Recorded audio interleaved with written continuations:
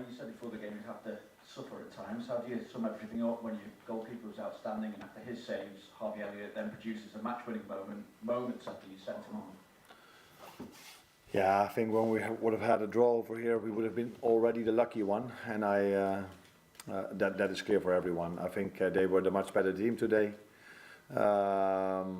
especially in the first half. They had a lot of open chances, 3 or 4 big chances. In the second half, they were still the better team, still had a lot of shots on target, but they were mainly from outside the box. But I knew before the game, and I saw it today again, how much quality this team has and these individual players have. So all these shots from them from outside the box are with a certain speed that you only see with the top players. We have them as well, but you see that with them as well. That's why Alisson still had to make a lot of big saves. We were lucky with the first half that the goal was fractionally offside.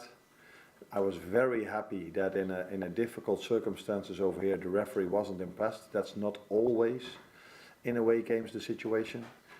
And yeah, in the end we were already in the game 3, 4, 5 times. I felt like, oh, we can hurt them in transition, but we didn't. But we waited till the last moment, and then we hurt them. You saw what a moment as well that was for Harvey coming on and scoring. Yeah. Given it's like a game time at times. Yeah, big moment for him. I can understand that he's sometimes frustrated about the playing time he gets, because he's a good player. He showed at Liverpool already that he's a good player, but he's in competition with players that are hardly take off. So Dominic Szoboszlai is always the one that just keeps on going, also score goals, but he's so important for us with all the running he does. And yeah, Mo Salah is, I think, quite clear for everyone as well. So he has to do it with limited playing time, but he just keeps on going. I have to give him big compliments for that. Also my staff, because they keep working with him. And every time come up with great exercises so he stays fit. But it wasn't only Harvey, it was also the one that assisted, Darwin Núñez, who came from a difficult 2 games, but was absolutely there again tonight, because from the moment he came in, we were more of a threat than before. I appreciate it will be different at Anfield with the atmosphere, but what does tonight tell you about the task you still have ahead of you? Now what it tells me is that we are of course 1-0 win. If you have seen the game, it's a very good result for us, but we also felt the quality of Paris Saint-Germain. And I knew it before. They've won 10 times in a row, scored goal after goal after goal, incredible pace with the wingers. So every underlying stat shows you that they are the best team in the Champions League. So we were the league table, won it, but they were in the underlying stats the best team. So I wasn't surprised that they were so good. So we're definitely going to need our fans in a week's time. Is it fair to say it was the toughest position you've had this season? If yes, is it because of PSG's performance, or is it also due to the fact that your team, let's put it mildly, were under par tonight? That they were? Under par. No, we were not under par. It's pure the quality of Paris Saint-Germain and the way they've played this whole season. I can say it one more time. All the underlying stats show you that they were the best team in Europe till now, except for the league table. But they've had Arsenal, they've had Bayern Munich, they've played Atletico Madrid, and they've played Man City, and still have the best underlying stats. And they show today. And I already knew it, but the players saw it today as well, and our fans and whole of England, that Luis Enrique made an incredible team here after 3 windows. So much pace, so much work rate, so much quality in the midfield, how they handle the ball. So it was an unbelievable challenge for us to get away here with a result, and we know it's going to be a hard one in a week.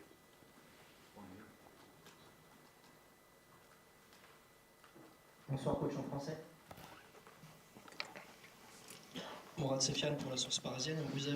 We've seen you since the very beginning of the match, your goalkeeper especially, running down the clock. Do you think the objective, your goal was actually to go home with a draw?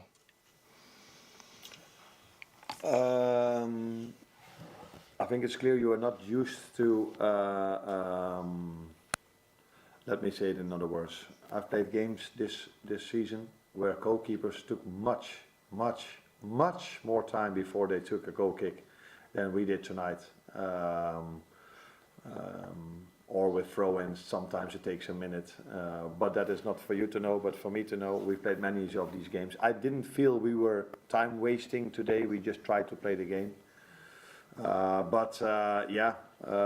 It was clear that as the game passed by, a draw was the best possible result for us. But in the end, we were lucky to even get the win.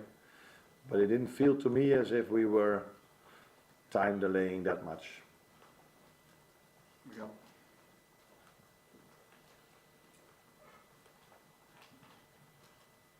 Arne, PSG were particularly brilliant for the first half hour or so, but then it felt like you managed to shore them up.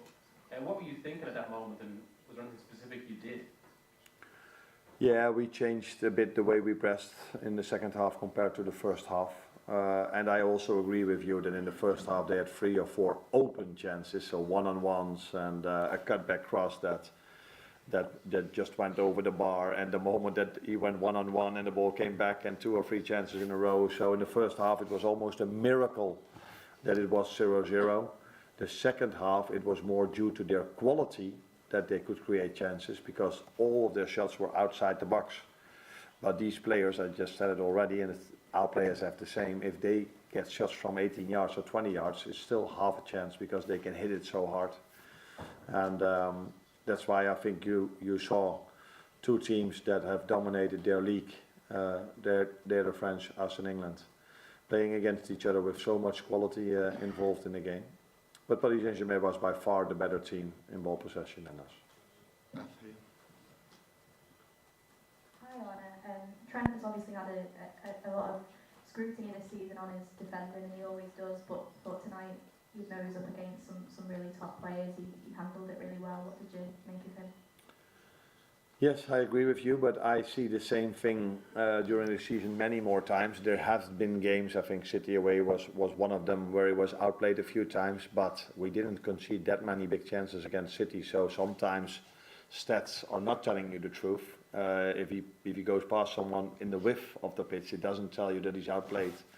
But the stats that do matter, I just said already a few times, are clear that Paris Saint-Germain is this season incredible in Europe and in their league.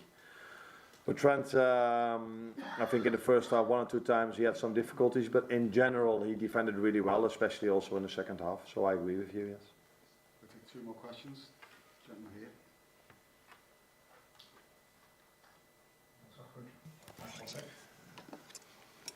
Good evening, coach.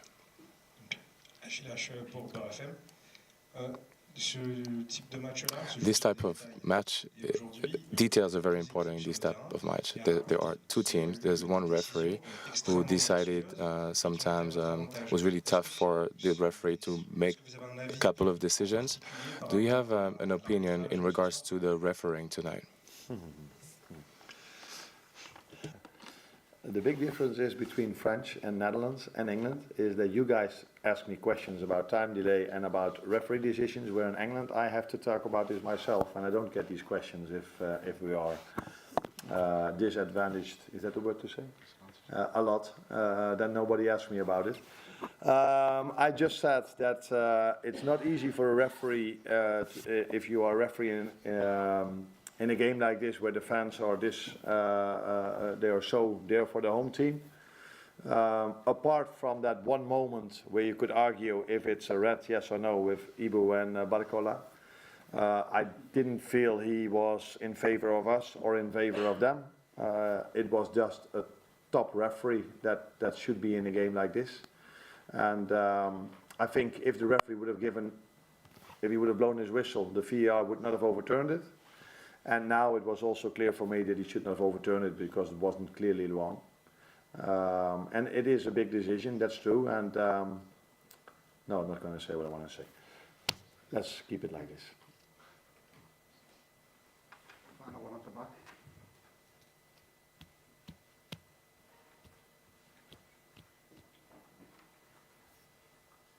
Bonsoir, coach Stéphane Bianchi du Parisien. According to you, who is the most confident player for you tonight, for the next match coming up against Paris? Who's the most confident player? No, team. Yeah, if you look at the results, we come away really positive. If you look at the performance, then there are two different things. I think Paris Saint-Germain take a lot of positives towards the game we're going to play in a week. But I can tell you that they're not only going to play against us, they're only going to play against our fans, and we really need them. Not only next Tuesday. We need our fans on Saturday against Southampton as well, because like you might know, we don't have a winter break in England, so we just keep on playing for months already. And these players definitely going to need the help of our fans to show up 2 times as they did in the last few months. Thank you.